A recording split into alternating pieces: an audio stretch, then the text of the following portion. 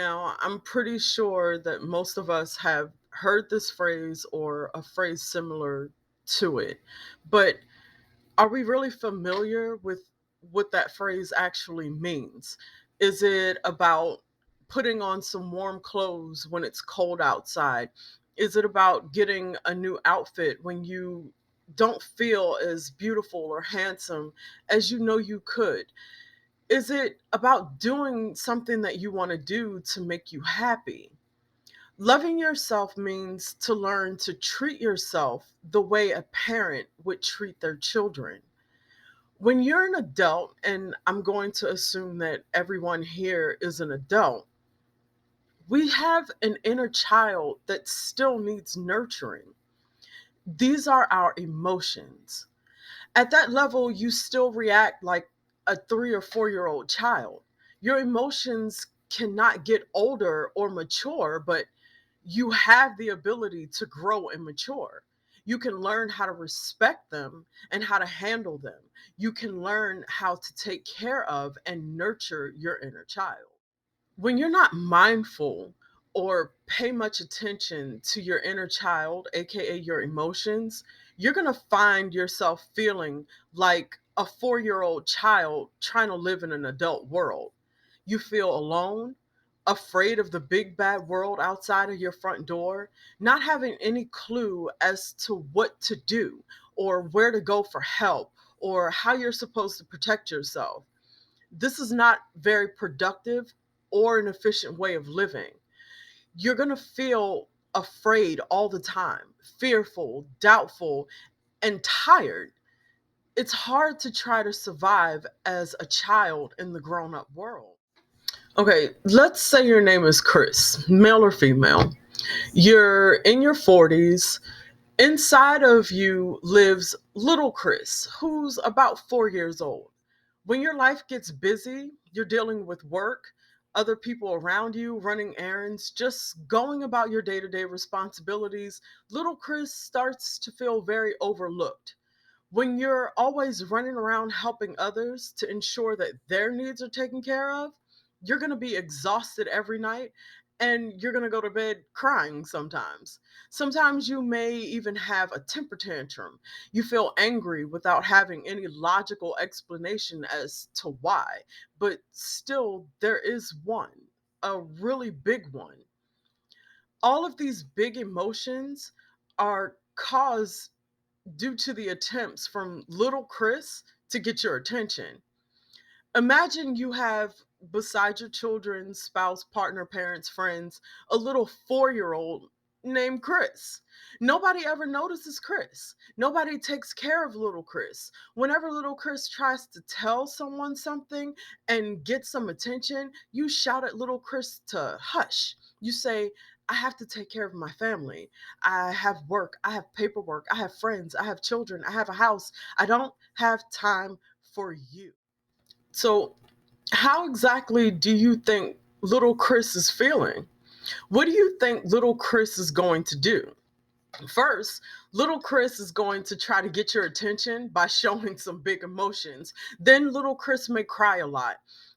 Little Chris is going to scream and shout, maybe even get aggressive from time to time. You think you are angry at the outside world, but in actuality, it's your inner child that's angry with you. Little Chris is sad and angry because you don't take care of him or her. You act as if they don't exist. Nothing's worse than acting as if your inner child doesn't exist. This means that trying to live as if we don't exist. The worst feeling in the world is being unloyal to yourself. Nothing's worse than that. So ask yourself this question: how many times did you ignore what you felt just to please someone else? How many times do we say to our inner child to shut up? You're not that important. This other thing is far more important than you are. So go away. I don't want to deal with you. That sounds awful, right? And we do this to ourselves on a daily basis. We allow desires and needs of others to become our focus. Little Chris inside of us, what are they supposed to do? After a while, they give up. After trying for such a long time to show emotions, they give up. Little Chris will get very tired of all of this and say, well, it doesn't matter. They don't love me. They don't want to take care of me. I'm not worthy. And then they get depressed. Of course, you will think that you get depressed because of the situations that you're living with on the outside of you, your family obligations, work, homeschool, etc. But it really isn't their fault. But you have to learn how to take care of this inner child, which is suffering from your lack of attention. When you find yourself getting depressed and things don't change, there's one weapon left to catch your attention. That's little Chris, who will get sick or have an accident. Maybe that way the adult Chris will learn to finally give attention to little Chris, which is real, if not more, as a real child of flesh and blood. You need to learn how to be a loving parent to yourself. Now, what does that mean exactly? First, you need to develop an inner mother, which is your feminine, nurturing energy. Every time you have an emotion, your inner mother should ask your inner child, what's the matter? Listen to what your inner child has to say. Then you go on with the dialogue. Inner mother says, come sit with me. I'll love you through your feelings. By doing this, the heaviness of the emotions will begin to dissipate. Then you say, I understand. These words are very important because most of the time we don't feel very normal having the feelings that we have, and we try to ignore or suppress them, which makes them even heavier. I understand and I love you. Stay with these words and feelings for a while and then ask, what do you need? Whatever the child answers, you say, we will ask this of your father. And here, start the task of your inner father, who is there to protect you and act for you in the outside world. You would never send a 4-year old out to ask for a raise at work or getting to resolve a conflict at school or with neighbors, would you? So, why would you try it? Send out your inner father to take care of whatever you have to do in the outside world. Your inner father is your male energy, which enables you to be bold in decision making, taking action, to follow your inner guidance, which is located in your inner child, also called intuition, and to manifest your inner child's desires in the world. When your inner child has a need, for instance, to call someone or to go somewhere to arrange something, imagine that your inner child stays at home with his mother who takes care of his feelings. I understand you're afraid. And that your inner father, another part of your being, goes out there to act on those things.